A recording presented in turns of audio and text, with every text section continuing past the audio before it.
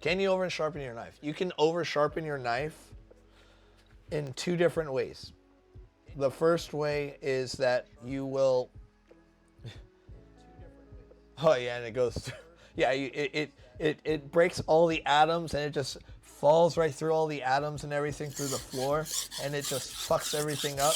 It creates the extremely rare but hypothetically very real possibility where everything breaks through. Thank you so much, Amir, for the follow. So, um, however, let me explain how you can over sharpen your knife. But also, let me explain why you shouldn't be scared to over sharpen your knife. So the first way to over sharpen your knife is that you do it at an angle where it is not made or manufactured. Let's say you get like a German steel chef's knife or whatever.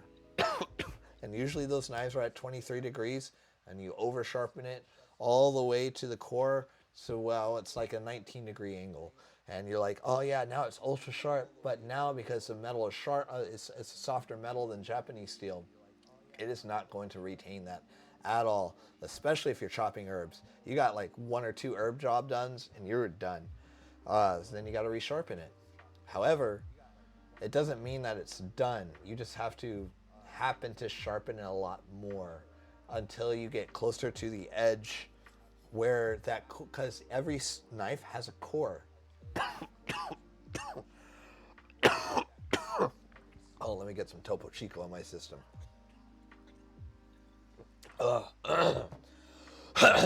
So every knife has a core which helps everything hold together and retains its hardness skill, right? So when you get to the point of the core, then it will just keep its hardness, right? The edge will only go so far. Now the second way that you can over sharpen a knife is you literally grind down metal as far as you possibly can into the handle, right? That's the other way that you can do it. And I've seen some chefs that take pride in like, oh, I had this knife for 20 years and look at how far I've grinded it. I was like, if you had the knife for 20 years and you ground it that far, there's a problem. I'm sorry. Like, I had this knife for 5 years now, and it has already. I've had almost the exact same profile, and I'm saying this as someone who's had this knife's tip like hard broken off. Right? That's just something that's out there, right? So, that's my way of thinking about that. So, let me get a little bit further on this.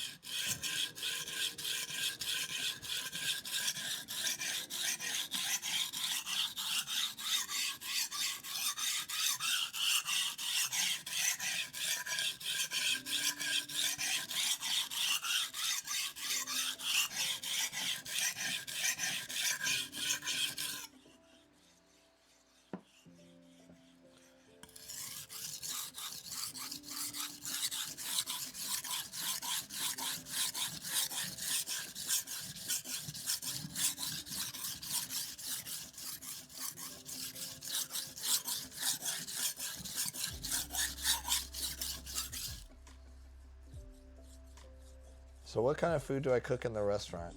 The restaurant that I cook in currently is called Bottle and Bowl, and the food that we cook is based off of Hemingway's travel, Ernest Hemingway. So it's very European, very Moroccan, very Caribbean. So Cuban, Italian, French, Moroccan is pretty much where those are. So yes and no. So bailout, every time that you run it against the stone, you are literally grinding metal. So you see like how right here the color of the water is like dark. That's mud is what we call it. And it's both parts of the stone and parts of metal that's in there, right? And you're going to see some mud buildup, clay and everything on the knives the more and more that we go. And it doesn't mean that it's necessarily steel. However, there are steel particulates that actually kind of help sharpen the knife a little bit because steel is harder than a rock, right? So, but yeah, the food that we cook at the restaurant is that my personal background in cooking is Japanese and Mexican cuisine. So these are the only two knives I wanted to pass on this side. However, on this side is where we get like the bigger action kind of well, not the bigger action, but now we get to do some like more faster stuff, right? But before we do any of that, right, this is a knife that we need to do some bending. Now, let me see if you guys can see on this side, on this camera, right here, you can see that it's like, it's not supposed to be bent like this. It needs to be straight still. This curve is fine. That curve is not. So, it's very important to do this, guys. So, I wish I could do this in like different angles. So what we need to do is kind of lay the knife in its entirety of its body flat, right?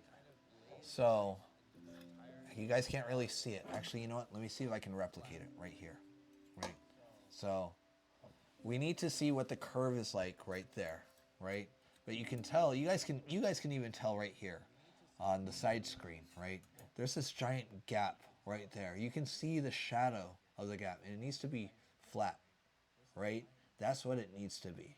So what we need to do is bend it to a point where it's back into that shape. However, and the only way to do this, oh, thank you so much for the fire, right? So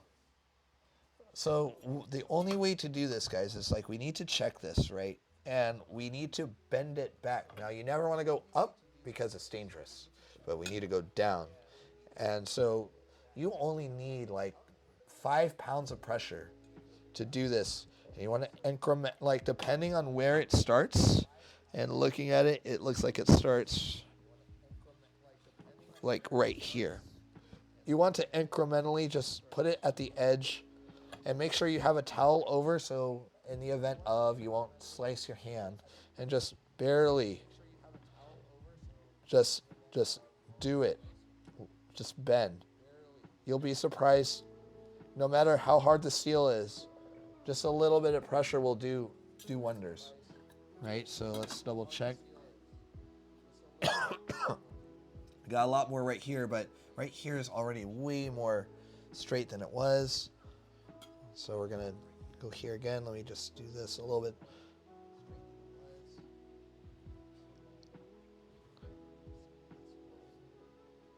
I'm gonna go all the way through, just to double check.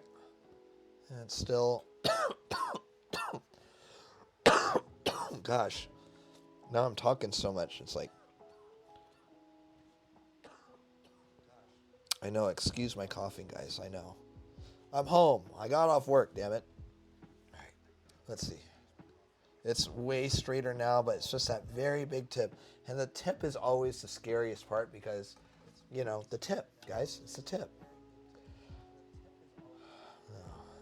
On top of that, you can't really feel it too much. Otherwise, especially if it's a sharp tip through the towel, because, you know, you're trying to make sure you don't stab yourself. Yeah, it's still there. No, you do not want to use pliers. I know you guys are thinking that in your head. You definitely do not want to use pliers. I promise you, you don't want to use pliers. Because you can be like, oh, I did it this one time, and you do it again. That second time, you're going to look like an asshole. All right? All right. Just right there. Actually, you know what? Let me do it the other way since we are at the very tip. I can just probably bend it this way. Bend it up slightly.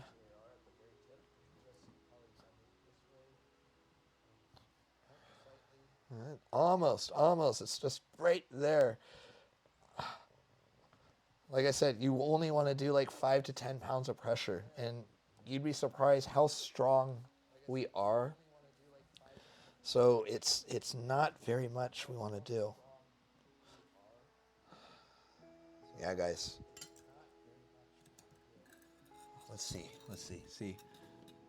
So you guys can see where it's at now, comparatively, it's still. It's not as good as I want it to be. Let me do a little bit more, a little bit more.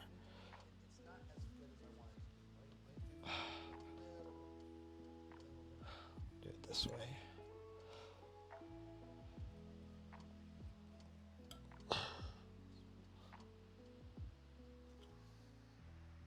That's looking good. Yeah, that's looking good. All right, let's see if you guys can see that. Yeah, that's pretty much what we're looking at. All right, yeah. So this is not my knife, right? This is my chef's knife, and he literally lets anyone use this. I don't like using other people's knives personally. I think it's not cringy. It's just, how would I say it? It's disrespectful, I guess you can say. But if he wants to have his knives like that, that's fine, you know. So I couldn't tell you how that knife happens like that. However, I have a lot of speculations. A lot of them could just be like, let's say that there's a gap between two stations. Someone's holding the knife like this, or like, let's say like there's two gaps in the station. They're holding it like this, you know, and then the tables move or whatever. You'd be surprised how fragile a knife is when it comes to being bent. Like I was just saying, 5 to 10 pounds of pressure when you're moving furniture and everything, or you bump it really hard, it's more than 5 to 10 pounds of pressure. That's all it takes to bend a knife or even snap it. You'd be surprised. And these are like really hard steels, right? So what we're gonna do now is kind of trim that up a bit, right?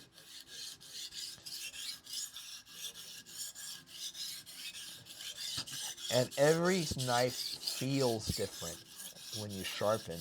This one feels pretty good.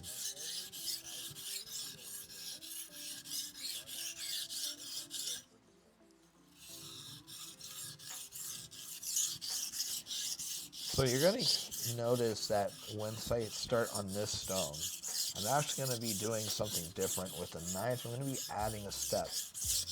So once the burr is there, I'm going to start doing this.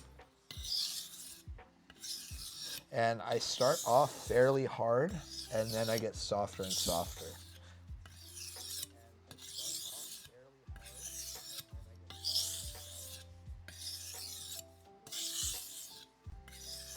And then what I do is I feel the burr. If there is a side that has more of a burr than the other, then I'll work on it and then restart, right? So we're looking good on this knife right now.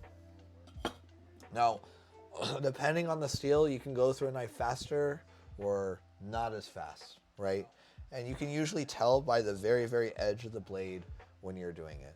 So I did want to start with that knife just so I could show you guys like how to like reshape the knife, how to rebend it in the event of, right?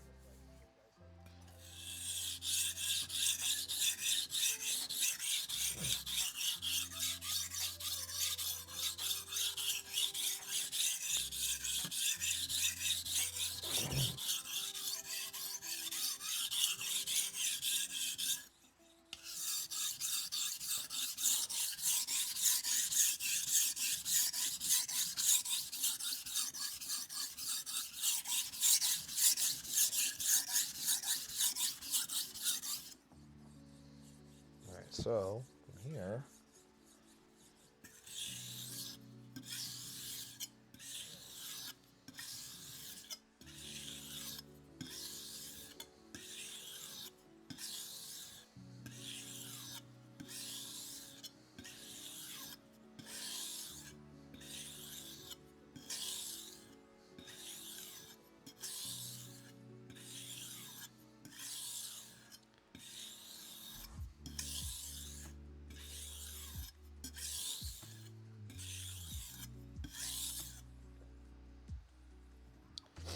that's feeling pretty good.